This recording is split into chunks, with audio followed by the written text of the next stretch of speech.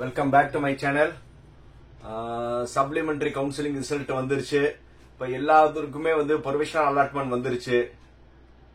இன்னொரு last counselling ஒன்னு இருக்கு, அதுதான் SCA to SC கவுன்சிலிங். இந்த வருஷம் டோட் என்ன செஞ்சிருக்காங்கன்னா, இதுக்கு முன்னாடி ஏதோ ஒரு காலேஜ்ல நீங்க அலாட்மெண்ட் எடுத்திருக்கணும். அப்படி இருந்த கேண்டிடேட் மட்டும்தான் எலிஜிபிள் கேண்டிடேட் சொல்லுவாங்க. ஆனா இந்த தடவை என்ன செஞ்சிருக்காங்கன்னா, ஆல் SC ரேங்க் வச்சிருந்தாவே போதும். நீங்க சப்ளிமெண்டரிலயோ இல்ல ஜெனரல்லயோ நீங்க ரேங்க் வச்சிருந்தீங்கன்னா நீங்க எல்லாருமே eligible for the SCA to SC counselling. அது எப்படின்னா SCA ல என்னென்ன சீட் இருக்கோ, அதாவது தமிழ்நாட்டில் இருக்க எல்லா காலேஜஸ்லயும் SCAன்னு கம்யூனிட்டியில சீட் ஃபில் ஆகாம இருந்துச்சுன்னா அந்த சீட் நீங்க SC ல எடுத்துக்கலாம். சோ அந்த SCA சீட் எல்லாமே நீங்க என்ன செஞ்சுக்கலாம், SCA கன்வெர்ட் பண்ணி எடுத்துக்கலாம். சோ அதனால இப்போ round 1, round 2, round 3 and supplementary இந்த எல்லா இதுலயும் நீங்க SC கோட்டால சீட் எடுத்து ஆல்மோஸ்ட் ஒரு காலேஜில் ஜாயின் பண்ணிருப்பீங்க. மேபி சப்ளிமெண்டரி ஸ்டூடெண்ட்ஸ் வேணுமா நீங்க ஜாயின் பண்ணாம இருப்பீங்க. மிச்சபடி ரவுண்ட் 1, ரவுண்ட் 2, ரவுண்ட் 3 இந்த மாணவர்கள் எல்லாமே ஜாயின் பண்ணியிருந்திருப்பீங்க. பட் இப்போ என்னன்னா, நீங்களும் இந்த SCA to SC counselling attend பண்ணலாம். ஆனா ஒரே ஒரு இதுனா, நீங்க ஏற்கனவே ஒரு நல்ல காலேஜ்ல சீட் எடுத்துட்டு நீங்க இதுலயே நீங்க எடுத்தீங்கன்னா காலேஜ் ஜாயின் பண்ணலாம். பட் நீங்க ஒரு காலேஜ் ஜாயின் பண்றதுக்கு முன்னாடி நல்லா யோசிச்சுக்கோங்க. நீங்க ஆல்ரெடி ஒரு காலேஜ்ல ஜாயின் பண்ணிருப்பீங்க. எஸ்பெஷலி ரவுண்ட் 1, ரவுண்ட் 2, ரவுண்ட் 3 மாணவர்கள் நீங்களே ஒரு காலேஜ்ல உங்க சர்டிபிகேட்ஸ் கொடுத்திருப்பீங்க, ஃபீஸ பே பண்ணிருப்பீங்க.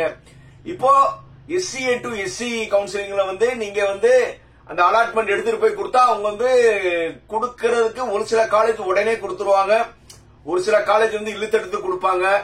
சர்டிபிகேட்ஸ் உடனே கொடுத்துருவாங்க. இல்லன்னா உங்ககிட்ட என்ன சொல்லலாம்னா, சார் இந்த சர்டிபிகேட் அண்ணா யூனிவர்சிட்டி போயிருக்கு, அங்கே போயிருக்கு, இங்க போயிருக்குன்னு முடிஞ்ச வரை உங்களை ரீடைன் பண்ண மெயின்டைன் பண்ணுவாங்க.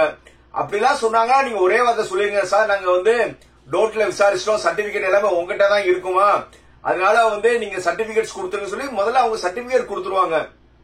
ஆனா நீங்க கட்டின பேமெண்ட் மட்டும் கொடுக்கறதுக்கு அவங்க இல்லைன்னு சொல்ல முடியாது. கொஞ்சம் இழுத்தடிச்சு கொஞ்சம் டிடக்ஷன் பண்ணி கொடுப்பாங்க. சோ அதனால ரொம்ப கேர்ஃபுல்லா நீங்க காலேஜ் சுவிட்ச் ஓவர் பண்றதுக்கு முன்னாடி ஒண்ணுக்கு 10 தடவை யோசிங்க. நம்ம ஏற்கனவே ஒரு காலேஜ்ல செட் ஆயிட்டோம், நம்ம இதை மாறணுமான்னு. இல்லையா, என்னுடைய சஜஷன் என்னன்னா, நீங்க ஒரு டாப் லெவல் காலேஜ்ல சேர்ந்திருக்கீங்க, ஆனா குரூப் ஒண்ணு பிடிக்காம இருந்தீங்கன்னா அதே காலேஜுக்குள்ள மாறிக்கிட்டா உங்களுக்கு ஒன்னும் பிரச்சனை கிடையாது. ஒரு எக்ஸ் காலேஜ்ல நீங்க ஜாயின் பண்ணிக்கீங்க, ஒரு டாப் காலேஜ். பட் நீங்க சேரும்போது SC கோட்டால அங்க ஒரு கோர் பிரான்ச் எடுத்திருக்கீங்க. பட் SCA ல பார்க்கும்போது ஒரு கம்ப்யூட்டர் அலைட் பிரான்சஸ் எல்லாம் இருக்கு. அந்த மாதிரி இருந்தா நீங்க இன்டர்னல்குள்ள நீங்க மாறணும்னு நினைச்சா ரொம்ப ஈஸி. அந்த மாதிரி நேரத்துல அந்த காலேஜ் உங்களுக்கு என்ன செய்ய மாட்டாங்க, அப்படியே இந்த provisional SCA to SC order காமிக்க போறீங்க, சார் எனக்கு பிரான்ச் சேஞ்சஸ் பண்ணா அவங்க ஈஸியா பண்ணிடுவாங்க. அதர்வைஸ் அதர் காலேஜஸ்ல எல்லாம் நீங்க ஒரு காலேஜ் விட்டு வெளியில போகும்போது கொஞ்சம் யோசிச்சு தான் கொடுப்பாங்க. அதுக்கு முன்னாடி நீங்க ஒரு காலேஜ் நீங்க எடுக்க போறீங்களா, அந்த காலேஜ நீங்க முதல்ல போய் பாத்துருங்க. ஏன்னா உங்களுக்கு 10ஆம் தேதி காலையில 9 மணில இருந்து ஈவினிங் 7 மணி வரை சாய்ஸ் ஃபில்லிங் பண்ணலாம். அப்போ நீங்க காலேஜ் போட்டுருவீங்க. அதுக்கப்புறம் 11ஆம் தேதி காலையில 9 மணில இருந்து ஈவினிங் 5 மணி வரை நீங்க டென்டேட்டிவ் கன்ஃபர்மேஷன் கொடுக்கலாம். அதுக்கப்புறம் நைட்டு 11ஆம் தேதி நைட்டு 9 மணிக்கு தான் உங்களுக்கு ப்ரொவிஷனல் அலாட்மெண்ட் வரும். அந்த மீன் டைம்குள்ள நீங்க ஏதாவது காலேஜ் நீங்க மாறணும்னு நினைக்கிறீங்க, அந்த காலேஜோட சிச்சுவேஷன் எல்லாமே பாத்துக்கிட்டு பண்ணுங்க. ஏன்னா எடுத்தோம் கவுத்தம் பண்ணாதீங்க. அதே நேரத்துல ரவுண்ட் 1, ரவுண்ட் 2 அண்ட் ரவுண்ட் 3 மாணவர்கள் நீங்க காலேஜ் மாறுறதுக்கு முன்னாடி, ஏன்னா இப்ப நீங்க போட்டீங்கன்னா உங்களுக்கு கிடைச்சிரும், பின்னாடி இருக்கிற மாணவர்களுக்கு கிடைக்காது.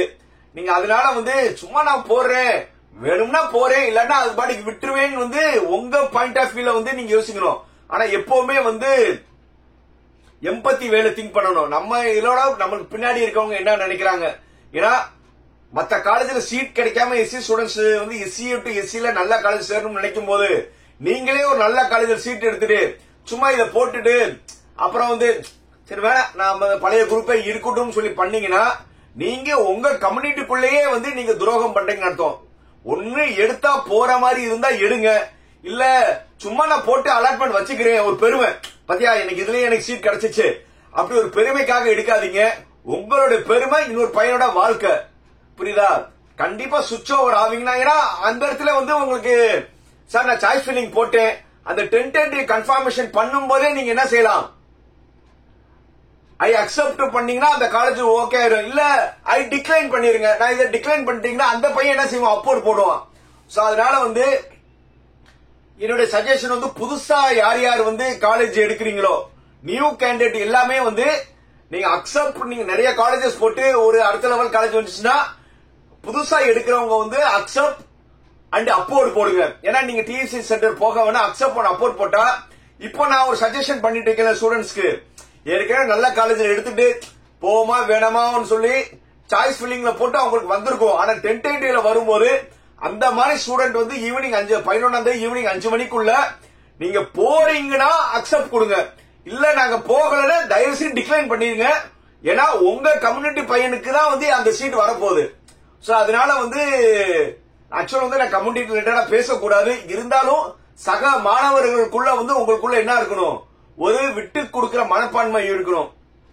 நீங்க எடுத்தா சந்தோஷம், நல்லா மாறுங்க, எடுக்கலையா வழிவிடுங்க. இதுதான் வந்து நான் வந்து மாணவர்கள் சொல்ல வேண்டியது.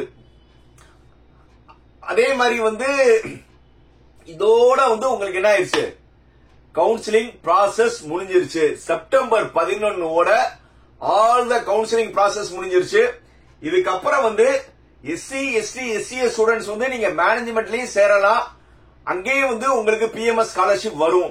சோ அந்த மாதிரி இருக்கிறவங்க வந்து நீங்க வந்து நியர் அபவுட் வந்து காலேஜ்ல வந்து மேனேஜ்மெண்ட் சீட்ல அவைலபிள் இருந்தாலும் உங்களுக்கு அந்த பிஎம்எஸ் ஸ்காலர்ஷிப் வந்து வரும். அந்த ஒரு ஆப்ஷன்லயே வந்து நீங்க என்ன செய்யலாம், ட்ரை பண்ணி பார்க்கலாம். எந்த ஒரு மேனேஜ்மெண்ட் காலேஜ்லயும் இல்லன்னு சொல்ல முடியாது, மேனேஜ்மெண்ட் சீட்லயே வந்து நீங்க என்ன செஞ்சுக்கலாம், இந்த பிஎம்எஸ் ஸ்காலர்ஷிப்கான அமௌண்ட் வரும். சோ அதனால வந்து உங்களுக்கு நிறைய ஆப்ஷன்ஸ் இருக்கு. அதுல நல்ல காலேஜ் எடுத்து உங்க லைஃப்ல வந்து முன்னேறதுக்கு என்னுடைய வாழ்த்துக்கள். எப்பவும் சொல்ற மாதிரி தான், என்னது, லைக், கமெண்ட், ஷேர், சப்ஸ்கிரைப். பாய்.